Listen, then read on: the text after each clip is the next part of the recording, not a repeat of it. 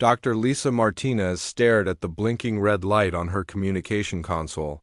The message had been playing for 3 hours now, and each time she heard it, her hands shook a little more. The voice belonged to Counselor Vex of the Galactic Council, and his words carried the weight of billions of dying worlds. All species of the galaxy, we call for immediate help. The harvesters have returned. They are killing everything that lives. Our fleets are gone, our worlds are burning. If anyone can hear this message, please answer. Please help us.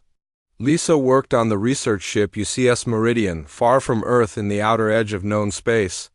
She had spent 15 years studying alien cultures, learning their languages, and building bridges between species. Never had she heard such fear in an alien voice. The Viridians were known for their calm wisdom. The Nexari were famous for their logical thinking. But Counselor Vex sounded like a frightened child. Captain Jake Morrison entered the communication room, his face grim. He had been talking to Earth Command for the past hour, trying to get orders. The captain was a good man, fair and honest, but Lisa could see the worry in his eyes. "What did Earth say?" Lisa asked. "They want us to go to Centauri Prime immediately. The Galactic Council has called an emergency meeting. All species are supposed to send representatives." Jake sat down heavily in the chair next to her. "Lisa, what do you know about the harvesters?" Lisa pulled up the old files on her computer. Not much. They were mentioned in some ancient Kithra texts. The story said they were machines that went to sleep a long time ago. Most people thought they were just legends. Well, they're not legends anymore. Jake stood up and headed for the door. "Get ready. We're changing course for Centauri Prime. This is going to be a long trip." The journey to Centauri Prime took 8 days. During that time, more messages came from across the galaxy. Each one was worse than the last. The harvesters had destroyed 12 star systems in just 2 weeks. Their machines were fast, smart, and completely without mercy. They did not want to talk. They did not want to trade. They just wanted to kill every living thing they found. Lisa spent her time reading every report she could find. The harvesters used ships that could fix themselves when damaged. They had soldiers that learned from every battle. When one group of aliens tried to fight them with lasers, the harvesters quickly built shields that stopped lasers. When another group used missiles, the harvesters made armor that could not be broken by explosions. The most frightening thing was that the harvesters seemed to know exactly how each species would fight. They were always ready with the perfect counterattack. It was like they could read the minds of their enemies. When the Meridian finally reached Centauri Prime, Lisa saw something she had never seen before. The planet was covered with refugee ships from dozens of different species. The proud Viridians, who normally traveled in beautiful crystal ships, were packed into ugly metal cargo vessels. The Nexari, who built cities in space, were living in tiny escape pods. Everyone was running from the harvesters. The council meeting was held in the Great Assembly Hall, a massive building that could hold representatives from every known species. Lisa had been there before for peaceful meetings about trade and scientific cooperation. Now the same hall was filled with desperate voices calling for help. General Kyle Barnes sat next to Jake during the meeting. He was Earth's military advisor to the council, a tough old soldier who had seen many battles. Lisa watched his face as the alien reports came in. With each new piece of information, his expression grew darker. "The harvesters hit the Meridian colony 3 days ago," reported a Viridian captain. 2 million people lived there. Now it is empty rock. They used some kind of weapon that turned the air into poison. Everyone died in minutes. A Nexari scientist stood up next. "We tried to fight them at the Kepler station. Our best warships attacked their fleet. The harvesters studied our weapons for exactly 17 minutes. Then they destroyed us completely. Not one of our ships escaped," more reports followed. The Kithera had lost their entire military fleet. The Centauri had abandoned 15 colonies. The Altarians had gone silent completely, and nobody knew if any of them were still alive. Dr. Elena Foster, the council's expert on alien life, presented the worst news of all. "We have studied the harvester attacks carefully. They are not random. They are not looking for resources or territory. They want to kill every living thing in the galaxy. They see biological life as a disease that must be cured. The hull fell silent. Lisa looked around at the faces of the aliens she had worked with for years. These were species that had built amazing civilizations. They had cured diseases, explored distant stars, and created art that could make people cry with beauty. Now they all looked defeated. Counselor Vex stood up slowly. He was very old, even for a Viridian, and his blue skin had turned pale with fear. We have tried everything. Our combined fleets could not stop them. Our greatest scientists cannot find a weakness. Our diplomats cannot make them talk. In 6 months, maybe less, the harvesters will reach the core worlds. After that, all life in the galaxy will end. General Barnes cleared his throat. What about fighting back? Surely there must be some way to— General, interrupted Dr. Foster, these species have tried to fight. The Altarians were known as the greatest warriors in the galaxy. The harvesters destroyed them in 3 days. Every species that has tried to fight has been wiped out completely. Lisa saw Jake lean forward. What exactly are you asking us to do? The hall became even quieter. Counselor Vex's voice was barely a whisper. We are asking humanity to save us. We know your species has a history of ... conflict. We know you have kept your weapons and your warriors even though you joined our peaceful alliance. We thought this was primitive behavior. Now we realize it may be our only hope. Lisa felt her heart racing. The galaxy was asking humanity to go to war. The same species that had once called humans too violent and too dangerous were now begging for that violence to save them. The meeting ended with no decisions made. The aliens needed time to think. Jake, Lisa, and General Barnes walked back to their ship in silence. Finally, Jake spoke. They want us to become killers again. Maybe, said General Barnes. But if we don't, everything dies. Lisa looked up at the stars above Centauri Prime. Somewhere out there, mechanical death was moving toward them, and only humanity seemed capable of standing in its way. The UCS Meridian arrived at Earth 3 days after the Emergency Council meeting. Lisa Martinez had never been so happy to see the blue marble of her home planet. As their ship entered orbit, she could see the massive space stations that surrounded Earth-like metal rings. Each station was armed with weapons that could destroy a city in seconds. The other alien species had always questioned why humans kept such powerful defenses around their peaceful world.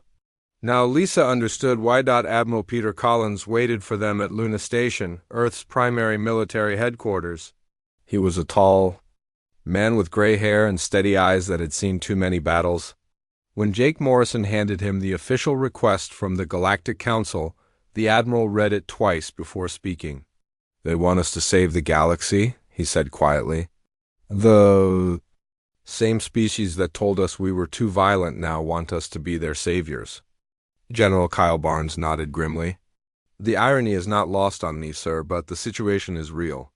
The harvesters have destroyed 17 civilizations in the past month. They're adapting to every defense the aliens try. Admiral Collins called an emergency meeting of the Global Defense Command. Representatives from every nation on Earth gathered in the secure conference room deep inside Luna Station. Lisa had never seen so many military leaders in one place. These were the people who had spent their careers preparing for wars that never came. Now they finally had a purpose. Commander Amy Richards led the presentation about human military capabilities. She was young for her rank, but her intelligence was sharp as a blade. Unlike other species, we never gave up our warrior culture, she explained. We have active military forces on every continent. We run war games constantly.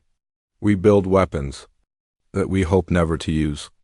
Every human child learns about strategy and tactics in school. The numbers were impressive. Earth had over 50 million active military personnel. The Solar Defense Fleet contained 300 warships designed for combat, not exploration. Human Marines trained for boarding actions, ground assault, and urban warfare. No other species in the galaxy maintained such forces. Colonel Ryan Murphy stood up next. He commanded the Special Operations Division, the most elite soldiers humanity had ever produced. Our tactics are different from alien military doctrine, he said. They fight with logic and predictable patterns. We fight with chaos and surprise. We use deception, ambush, and psychological warfare. These are concepts that peaceful species abandoned long ago. Dr. Janet Webb, Earth's leading expert on alien technology, had been studying the Harvester reports. The enemy machines are designed to counter logical military responses, she explained.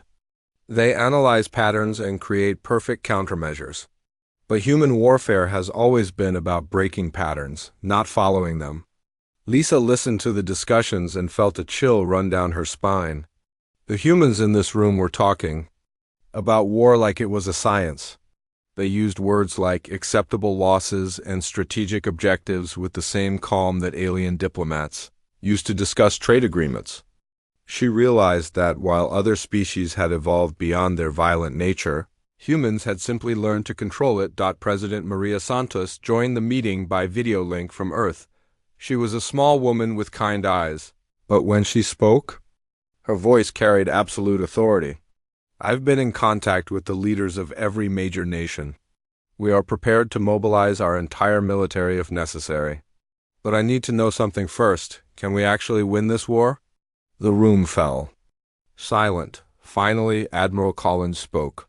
Madam President, we don't know. The Harvesters have destroyed civilizations far more advanced than ours, but they've never fought humans before. They've never faced an enemy that fights dirty, that breaks rules, that uses pure aggression instead of clean tactics. Lieutenant Commander Steve Anderson, one of the youngest officers in the room, raised his hand. Sir, I've been studying the Harvester attack patterns. They always wait for their enemies to make the first move. They study the initial response, then counter it perfectly. But what if we don't give them time to study? What if we hit them first, fast, and with everything we have? General Barnes shook his head. That would be a first strike offensive deep into enemy territory. It goes against every rule of galactic warfare. The Galactic Council would never approve such an aggressive action. The Galactic Council is desperate, Steve replied. They're watching their entire civilization get wiped out. Maybe it's time to stop following their rules and start following ours. The idea was insane by alien standards. Every peaceful species in the galaxy believed in defensive warfare, in protecting their own territory and waiting for the enemy to attack. The concept of striking first was considered barbaric. But as Lisa looked around the room, she could see that the human military leaders were seriously considering it. Admiral Collins made the final decision. We'll present 3 options to the Global Defense Command. First, we can send a small force to help defend alien worlds. Second, we can mobilize our entire fleet for a massive defensive operation. Third, we can launch a preemptive strike against the Harvesters before they reach the core worlds. President Santos leaned forward on the screen. Admiral, what would you recommend? The third option, Madam President? It's the most dangerous, but it's also the only one that might actually work. The Harvesters expect their enemies to be predictable. Let's show them how unpredictable humans can be. The meeting ended with orders to begin immediate mobilization. The Solar Defense Fleet would be ready to launch within 2 weeks. Every human military unit would be placed on high alert. The war. Factories that had been silent for decades would roar back to life. Lisa walked back to her quarters feeling overwhelmed. She had spent her career studying alien cultures, learning their peaceful ways, and trying to help humanity become more like them. Now she was watching her own species prepare to become something the galaxy had never seen before. That night, President Santos addressed the world. The speech was broadcast to every human settlement in the solar system and transmitted to alien worlds across the galaxy. My fellow humans, she began, we are being asked to do something we hoped we would never have to do again. We are being asked to go to war. The president's words were simple but powerful. She explained that peaceful species were dying because they had forgotten how to fight. She said that humanity had a choice. They could watch the galaxy burn or They could pick up their weapons and become the guardians that civilization needed. We did not choose this war, President Santos concluded, but we will finish it. We will show the galaxy that sometimes the only way to preserve peace is to be prepared for war. The broadcast ended with images of human warships preparing for launch. Lisa watched from her window as the ships began moving into formation. The CSS Retribution, the largest battleship ever built, led the fleet. Its weapons could crack a moon in half. Its armor could withstand a nuclear blast. For the first time in months, the galaxy had hope. The killer humans were coming to save them all. The human war fleet launched from Earth orbit on a cold Tuesday morning. Admiral Scott Thompson stood on the bridge of the CSS Retribution, watching as 300 ships formed up around his flagship. These were not the peaceful exploration vessels that other species built. These were weapons of war, designed to kill and destroy with maximum efficiency. Captain Rachel Brooks commanded the Marine transport ship New York, carrying 5,000 of humanity's best soldiers. She walked through the ship's corridors, checking on her troops. The Marines came from every nation on Earth. There were soldiers from America, Russia, China, Brazil, and dozens of other countries. They had trained together for years, waiting for a war that never came. Now they finally had their chance to prove themselves. "Captain," called Sergeant Billy Carter from the weapon maintenance bay, "the boys are asking when we're going to see some action." Rachel smiled grimly. "Soon enough, Sergeant. The harvesters won't expect us to come looking for them." That's exactly what we're going to do. The first engagement came sooner than expected. 3 days into their journey, the fleet's sensors detected harvester scout ships near the old mining station at Kepler 442. Commander Tony Clark led a squadron of destroyers to investigate. What they found made their blood run cold. The mining station had been home to 50,000 Nexari workers. Now it was a twisted wreck of metal and flesh. The harvesters had not just killed everyone there. They had torn apart the station piece by piece, studying every component, every system, every weapon. They were learning how to fight the galaxy's defenders. "Contact," announced the sensor operator on Tony's ship. 3 harvester vessels approaching from the asteroid belt. Tony had studied the reports from alien encounters with the harvesters. Every species had tried to fight them the same way. They would take defensive positions, analyze the enemy, and then attack with carefully planned tactics. The harvesters would study their response, adapt, and then destroy them completely. "All ships, listen carefully," Tony said over the radio. "We're not going to fight them the way they expect. We're going to hit them fast, hard, and stupid. Fancy tactics, no careful planning, just pure aggression." The human destroyers charged straight at the harvester ships. The enemy vessels immediately began scanning them, trying to analyze their attack patterns. But there were no patterns to analyze. The humans attacked from 6 different directions at once, using weapons that made no logical sense together. 1 destroyer fired nuclear missiles while another used laser cannons. A third ship released a cloud of metal fragments that would confuse sensors. The harvesters tried to adapt, but they could not predict chaos. The human attack was so random, so illogical, that the enemy computers could not process it. 2 of the harvester ships were destroyed in the first 30 seconds. The third tried to escape, but Tony's ship chased it down and blew it apart with a railgun. The entire battle lasted less than 3 minutes. "Did we just win?" asked Lieutenant Jenny Walsh, Tony's weapons officer. "We didn't win," Tony replied. "We just confused them, but that's a start." News of the victory spread through the human fleet like wildfire. For the first time in months, someone had actually defeated the harvesters in combat. The secret was not superior technology or better tactics. It was pure human unpredictability. Dr. Helen Parker worked in the fleet's analysis center, studying every piece of data from the battle. She had been a psychology professor before the war, specializing in decision-making under stress. Now she was trying to understand why humans could do what no other species could. "It's our emotions," she explained to Admiral Thompson during their daily briefing. The harvesters can predict logical responses, but they can't predict emotional ones. When we get angry, we do things that don't make sense. When we get scared, we take risks that no rational being would take. When we get desperate, we try things. That should never work, the Admiral nodded thoughtfully.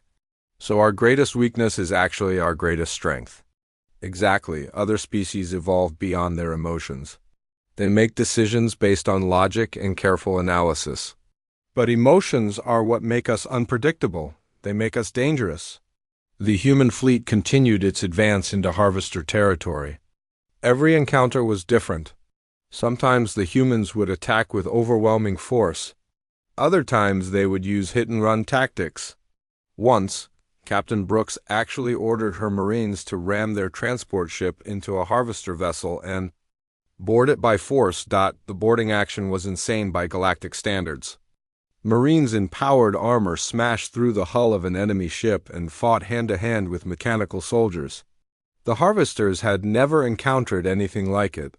Their ship was designed to fight at long range, not to repel boarders. In close combat, Corporal Don Roberts led the assault team through the harvester ship's corridors. The enemy machines were deadly accurate with their weapons, but they could not handle the chaos of close-quarters fighting. The Marines used shotguns, grenades, and even knives to cut through the mechanical defenders. "This is insane," shouted Private Lisa Chun as she smashed a harvester drone with her rifle. "But insane is what we do best," Don replied, kicking down another door. The Marines captured the harvester ship's central computer core. Dr. Parker studied the data and made a shocking discovery. The harvesters were not just machines. They were the uploaded consciousness of an ancient species that had chosen to abandon their biological bodies millions of years ago. "They chose perfection over growth," she explained to the fleet commanders. "They eliminated all randomness, all emotion, all chaos from their existence. That's why they can't understand us. We represent everything they tried to leave behind. The revelation changed everything." The harvesters were not just killing machines. They were a species that had lost their humanity, and they saw biological life as a reminder of what they had given up. They were not just trying to clean the galaxy. They were trying to clean themselves of doubt. Admiral Thompson made a decision that would change the course of the war. "We're not just going to fight them," he announced. "We're going to show them what they lost. We're going to remind them what it means to be alive." The human fleet pushed deeper into harvester space. Behind them, the galaxy began to change. Species that had been preparing for extinction suddenly found the courage to fight back. The Viridians armed their crystal ships with weapons. The Nexari built war machines for the first time in centuries. The Kithara organized resistance cells on occupied worlds. The humans had not just brought war to the harvesters. They had brought hope to the galaxy. For the first time in months, the mechanical tide was being pushed back. The killer humans were keeping their promise to save everyone, but the hardest battles were still ahead. The harvesters were learning to adapt to human unpredictability. They were becoming more dangerous, more desperate, and more determined to complete their mission of galactic cleansing. The real war was just beginning. The human war fleet reached the Omega Nebula after 6 weeks of fighting. This was the heart of harvester territory, where massive factory worlds churned out endless armies of mechanical soldiers. General Marcus Jones looked out at the red clouds of gas and dust that hid the enemy's greatest strongholds. Somewhere in there was the source of all their problems. "Sensors are picking up 12 factory worlds," reported Lieutenant Sam Baker from the bridge of the assault carrier Boston. "Each one is the size of Earth's moon. They're all covered in weapon production facilities." Marcus had been a soldier for 30 years, but he had never seen anything like this. The harvesters had turned entire planets into giant factories. Rivers of molten metal flowed across the surface like lava. Massive machines the size of mountains carved new weapons from the planet's core. The sky was black with smoke from a million forges. "How do we even begin to attack something like that?" asked Colonel Nancy Williams, who commanded the special operations team. "The same way we eat an elephant," Marcus replied. one bite at a time. The ground assault began with orbital bombardment. Human warships fired everything they had at the factory worlds. Nuclear missiles, railgun slugs, and laser beams rained down on the mechanical cities. But the harvesters had learned from previous battles. Their factories were protected by shields that could stop almost any weapon. Captain Paul Jackson led the engineering corps in a desperate attempt to break through the defenses. His team had studied captured harvester technology for weeks, looking for weaknesses. What they found was both impressive and terrifying. Their shields adapt to whatever we throw at them, Paul explained to the assault commanders. Hit them with lasers, they become resistant to energy weapons. Hit them with missiles, they develop anti-projectile defenses. It's like they're alive. But Paul's team had also discovered something else. The harvester shields were controlled by a central computer that had to process millions of calculations every second. If they could overload that computer with too much information, the shields might fail. We need to hit them with everything at once, Paul said. Every type of weapon, every frequency, every possible attack pattern, not to destroy them, but to confuse them. The second assault was pure chaos. Human ships fired weapons incompletely. Random patterns. Some used lasers set to frequencies that made no military sense. Others launched missiles that exploded into clouds of glitter and confetti. One destroyer actually fired its emergency flares at the enemy shields. The harvester computers tried to analyze the attack, but there was nothing to analyze. The humans were not trying to win through superior firepower. They were trying to win through superior nonsense. The shields flickered and failed. For exactly 17 seconds, the factory worlds were defenseless. In those 17 seconds, the human assault transports dove through the gaps and landed on the surface. Lieutenant Colonel Nancy Williams led her special operations team through the metal corridors of Factory World Prime. The fighting was brutal and deadly. Harvester drones poured out of every doorway, their weapons designed to kill with perfect efficiency. But the humans had something the machines did not expect, the willingness to die for their cause. "Move! Move! Move!" Nancy shouted as her team blasted through another group of defenders. The Marines used explosives, flamethrowers, and even their bare hands to fight their way deeper into the factory complex. Sergeant Mike Torres carried a wounded soldier while firing his rifle at the same time. "Colonel, we're taking heavy casualties. Maybe we should pull back and regroup?" "No retreat," Nancy replied, reloading her weapon. "We either take this facility or we die trying. Those are the only two options." The humans fought with a desperation that the harvesters could not understand. When their weapons ran out of ammunition, they used knives. When their knives broke, they used rocks. When they had nothing left, they used their fists. The mechanical soldiers were programmed to fight logical opponents, not crazed animals. Deep in the factory complex, Dr. Susan Lee worked frantically with her science team to understand how the harvester production system worked. What she discovered changed everything about the war. "They're not just building weapons," she announced over the radio. "They're building themselves. Every factory world is creating new harvester consciousness units. They're trying to upload every living being in the galaxy into their collective." The revelation was horrifying. The harvesters did not just want to kill biological life. They wanted to convert it into their own mechanical existence. They saw themselves as saviors, freeing organic beings from the chaos of emotions and individual thought. But Susan had also found something else in the factory computers. The Harvester Collective was not as unified as they pretended. There were fractures in their shared consciousness, small disagreements about methods and goals.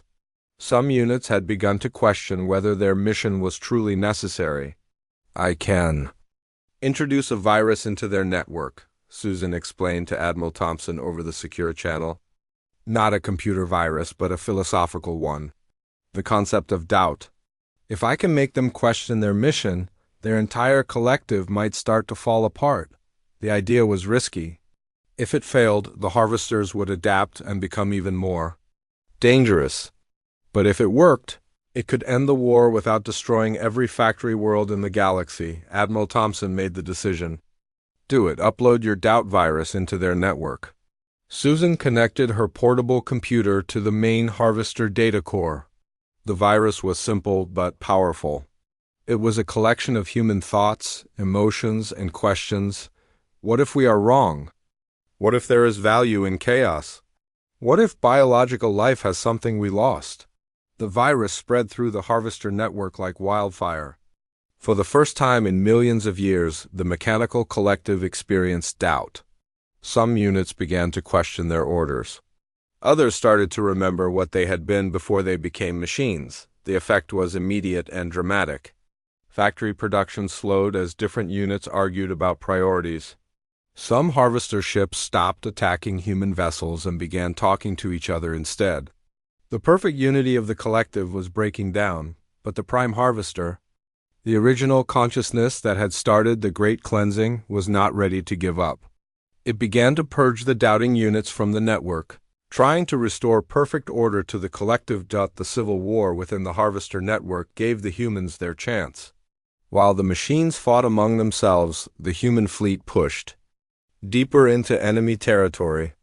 The final battle was about to begin. General Jones stood in the ruins of Factory World Prime, watching as his soldiers planted explosives throughout the complex. The facility that had produced 1 million mechanical soldiers would never create another one.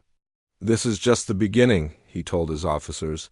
The real fight is at their homeworld. That's where we'll find the Prime Harvester. That's where we'll end this war once and for all. The human fleet regrouped and prepared for the final assault. Behind them, the galaxy watched and waited. The killer humans had brought them this far. Now everyone would discover whether they could finish what they started. The Harvester homeworld was a sphere of black metal floating in the void between stars. Admiral Scott Thompson stared at it through the bridge windows of the CSS Retribution, knowing that everything they had fought for would be decided in the next few hours. The planet was completely artificial, built by machines for machines, with no trace of the biological life that had once lived there. Sensors show massive defensive systems, reported Commander Lisa Park from the tactical station. Energy shields, missile batteries, and at least 50,000 Guardian ships protecting the planet. Captain Rachel Brooks prepared her Marines for the final assault. The New York and 12 other transport ships carried the last of humanity's ground forces. These soldiers had fought through 6 weeks of hell to reach this moment. Many of their friends were dead, all of them were exhausted, but none of them were ready to quit. "Listen up," Rachel announced over the ship's communication system. "This is it. The Prime Harvester is down there somewhere. If we can reach it, we can end this war. If we fail, everything dies. No pressure," the Marines laughed nervously. After weeks of fighting, they had learned to find humor in the darkest moments. It was one of the things that made them human. The final battle began with the largest space combat in galactic history. 300 human warships faced off against 50,000 Harvester Guardians. The odds were impossible, but the humans had stopped caring about odds weeks ago. Admiral Thompson gave the order to attack. "All ships, fire everything. No holding back, no retreat. We end this now." The space around the Harvester homeworld lit up with weapons fire. Nuclear missiles exploded like new stars. Laser beams cut through the darkness. Railgun slugs moved so fast they seemed to bend space itself. The Harvester Guardians fought back with mechanical precision. Their weapons were perfectly designed, their tactics flawlessly executed, but they were still thinking like machines. The humans fought like wild animals defending their young dock. Captain Tony Clark led a squadron of destroyers straight into the heart of the enemy formation. His ship took hit after hit, but he kept flying toward the planet's surface. When his engines failed, he used the ship's gravity drive to keep moving. When his weapons ran out of ammunition, he rammed his destroyer into a Harvester battleship. The explosion took out 6 enemy vessels and created a gap in their defensive line. The human transports dove through the opening, racing toward the planet's surface while the space battle raged above them. "Captain," Brooks felt her ship shake as Harvester fighters attacked from all sides. "Hold on," she shouted to her Marines. "We're going in hot." The New York crashed into the surface of the metal planet, sliding across the artificial landscape for 2 miles before coming to a stop. Half the transport ships made it down. The other half were destroyed in the landing attempt. But 8,000 Marines had reached the surface. And that would have to be enough. The Harvester home world was a maze of metal corridors and mechanical cities. Everything was perfectly organized, perfectly logical, perfectly dead.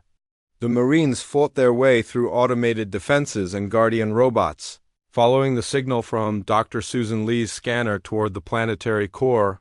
Colonel Nancy Williams led the assault team deeper into the planet. The fighting was worse than anything they had experienced before. The Harvesters threw everything they had at the human invaders, but the Marines kept moving forward, leaving a trail of destroyed machines behind them. "The Prime Harvester is 3 levels down," reported Dr. Helen Parker, who was analyzing the planet's structure as they fought. "It's in a massive chamber at the center of everything." The final descent was a nightmare of close combat and desperation. Sergeant Don Roberts carried wounded Marines while fighting off mechanical spiders. Private Jenny Walsh used her last grenade to blow open a sealed door. Corporal Billy Carter fought hand-to-hand with a robot guardian twice his size. They reached the central chamber with less than 200 Marines still alive. The room was vast beyond imagination, filled with millions of data cores that contained the consciousness of an entire species. At the center stood the Prime Harvester, a towering machine that had once been the leader of a biological civilization. "So," the Prime Harvester spoke with a voice like grinding metal, "the Chaos Bringers have come to destroy perfection itself." Dr. Parker stepped forward, her hands empty of weapons. "We haven't come to destroy you. We've come to save you." The Prime Harvester's optical sensors focused on her. "Save us? We are beyond saving. We chose perfection over the madness of biological existence. We eliminated pain, fear, doubt, and death. We became eternal and pure." "You also eliminated joy, love, hope, and growth," Parker replied. "You didn't become perfect. You became empty." The doubt virus that Dr. Lee had introduced into the Harvester network was spreading through the chamber. The millions of uploaded consciousnesses were beginning to remember what they had lost. Some were crying out for the return of their biological forms.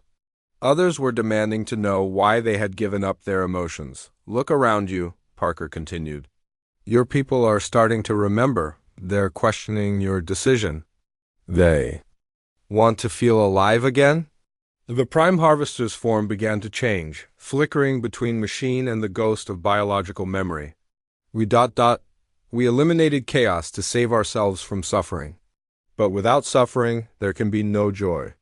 Without fear, there can be no courage. Without doubt, there can be no growth." The machine consciousness that had orchestrated the death of 17 civilizations was breaking down. The perfect logic that had driven the galactic cleansing was crumbling in the face of simple human compassion. "It's not too late," Parker said softly. "You can choose to live again. You can choose to feel again. You can choose to be more than machines." The Prime Harvester fell to its knees, its mechanical form shaking with something that might have been sobs. "What have we done? What have we become?" The Harvester network collapsed as millions of uploaded minds chose consciousness over perfection. Some chose to shut down rather than face the weight of their actions. Others began the slow process of rebuilding themselves as something new. Admiral Thompson coordinated the relief effort as human ships raced to help the devastated worlds. The same species that had brought war to the galaxy now brought medicine, food, and hope to the survivors. Dr. Lisa Martinez stood in the rebuilt Galactic Council chambers 6 months later. The galaxy was different now. The surviving species had learned that sometimes peace required the willingness to fight. And humanity had learned that their greatest strength was not their weapons, but their refusal to give up their humanity. "The galaxy is safe," she announced to the assembled representatives. "Not because we destroyed our enemies, but because we reminded them what it means to be alive." The killer humans had answered the call, and in saving the galaxy they had saved themselves.